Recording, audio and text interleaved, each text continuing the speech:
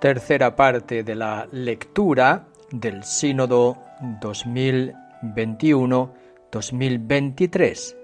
Estamos leyendo el documento preparatorio al Sínodo 2021-2023 y esta es la tercera parte de la lectura, en la que iniciamos con el número 11. Número 11. En el primer milenio, caminar juntos, es decir, practicar la sinodalidad, fue el modo de proceder habitual de la Iglesia entendida como un pueblo reunido en virtud de la unidad del Padre y del Hijo y del Espíritu Santo. Cita de San Cipriano de Oratione Dominica.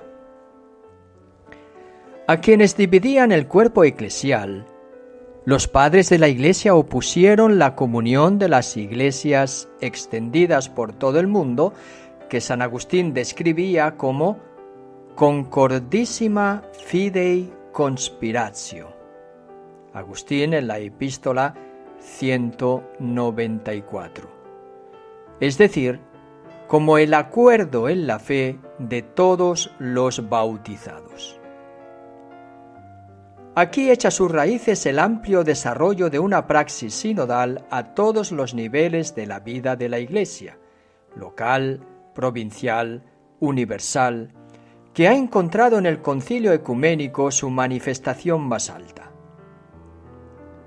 que ha encontrado en este horizonte eclesial, inspirado en el principio de la participación de todos en la vida eclesial, donde San Juan Crisóstomo podrá decir: Iglesia y sínodo son sinónimos.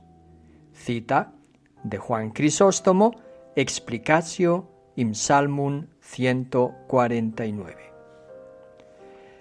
También en el segundo milenio, cuando la Iglesia ha subrayado más la función jerárquica, no disminuyó este modo de proceder. Si en el medioevo y en época moderna la celebración de sínodos diocesanos y provinciales está bien documentada junto a la de los concilios ecuménicos, cuando se ha tratado de definir verdades dogmáticas, los papas han querido consultar a los obispos para conocer la fe de toda la Iglesia, recurriendo a la autoridad del sensus fidei de todo el pueblo de Dios, que es infalible incredendo. 12. A este dinamismo de la tradición se ha anclado el Concilio Vaticano II.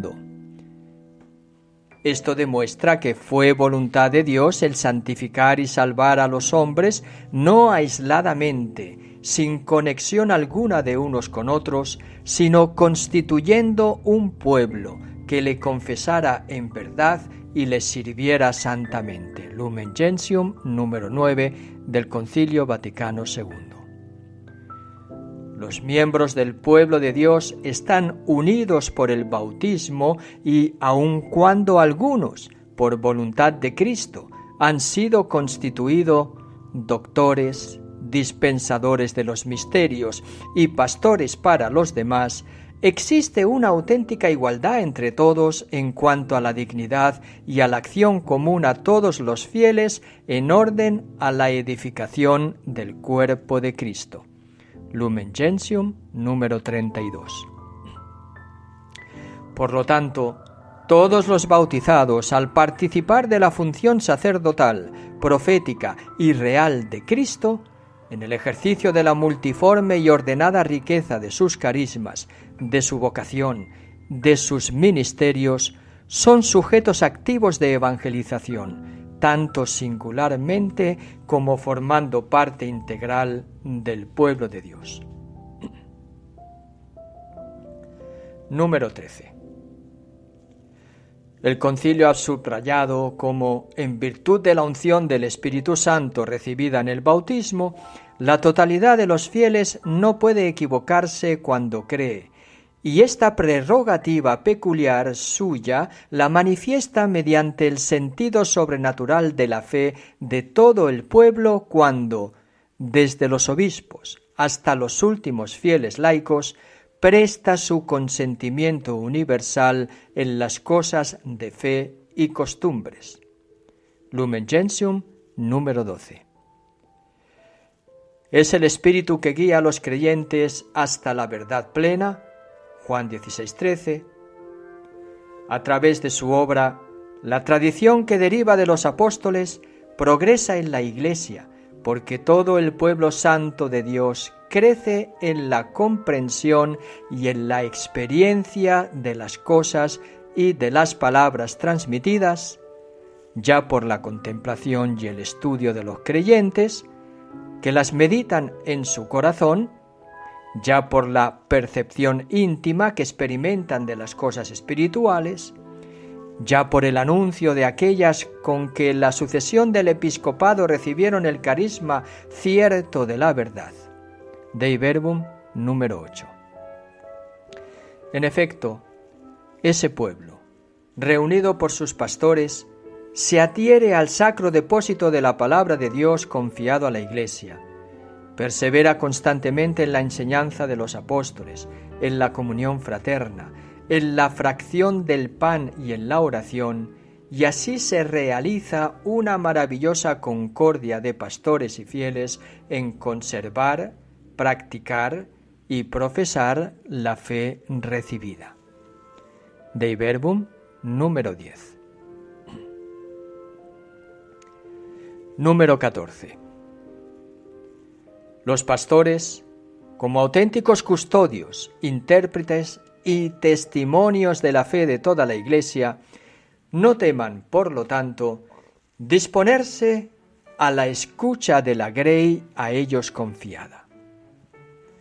La consulta al pueblo de Dios no implica que se asuman dentro de la Iglesia los dinamismos de la democracia radicados en el principio de la mayoría, porque en la base de la participación en cada proceso sinodal está la pasión compartida por la común misión de evangelización y no la representación de intereses en conflicto. En otras palabras, se trata de un proceso eclesial que no puede realizarse sino en el seno de una comunidad jerárquicamente estructurada. Es en el vínculo profundo entre el sensus fidei del pueblo de Dios y la función del magisterio de los pastores donde se realiza el consenso unánime de toda la Iglesia en la misma fe. Cada proceso sinodal, en el que a los obispos son llamados a discernir lo que el Espíritu dice a la Iglesia, no solos, sino escuchando al pueblo de Dios, que participa también de la función profética de Cristo. Lumen Gentium, número 12. Es una forma evidente de ese caminar juntos que hace crecer a la Iglesia. San Benito subraya como muchas veces el Señor le revela al más joven lo que es mejor. Es decir, a quien no ocupa posiciones de relieve en la comunidad. Así, los obispos tengan la preocupación de alcanzar a todos para que en el desarrollo ordenado del camino sinodal se realice lo que el apóstol Pablo recomienda a la comunidad. No extingan la acción del Espíritu. No desprecien las profecías. Examínenlo todo y quédense con lo bueno. Primera Tesalonicenses, capítulo 5, versículos 19 a 21. Número 15. El sentido del camino al cual todos estamos llamados consiste principalmente en descubrir el rostro y la forma de una iglesia sinodal en la que cada uno tiene algo que aprender. Pueblo fiel, colegio episcopal, obispo de Roma. Uno en escucha de los otros y todos en escucha del Espíritu Santo, el Espíritu de verdad, para conocer lo que Él dice a las iglesias, como dice el Apocalipsis capítulo 2, versículo 7. El obispo de Roma, en cuanto principio y fundamento de la unidad de la Iglesia, pide a todos los obispos y a todas las iglesias particulares, en las cuales y a partir de las cuales existe la Iglesia católica, una y única, como dice Lumen Gentium número 23, que entren con confianza y audacia en el camino de la sinodalidad. En este caminar juntos, pedimos al Espíritu que nos ayude a descubrir cómo la comunión, que compone la unidad la variedad de los dones, de los carismas y de los ministerios, es para la misión. Una iglesia sinodal es una iglesia en salida, una iglesia misionera, con las puertas abiertas. Es una cita del Papa Francisco en su discurso para la conmemoración del 50 aniversario de la institución del Sínodo de los Obispos. Esto incluye la llamada a profundizar las relaciones con las otras iglesias y comunidades cristianas, con las que estamos unidos por el único bautismo. La perspectiva del caminar juntos, además, es todavía más amplia y abraza a toda la humanidad con que compartimos los gozos y las esperanzas, las tristezas y las angustias, como dice la Gaudium et Spes, el número 1.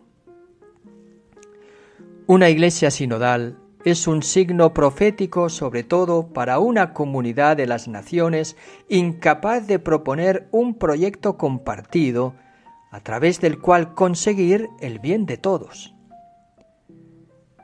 Practicar la sinodalidad es hoy para la Iglesia el modo más evidente de ser sacramento universal de salvación. Lumen Gentium número 48.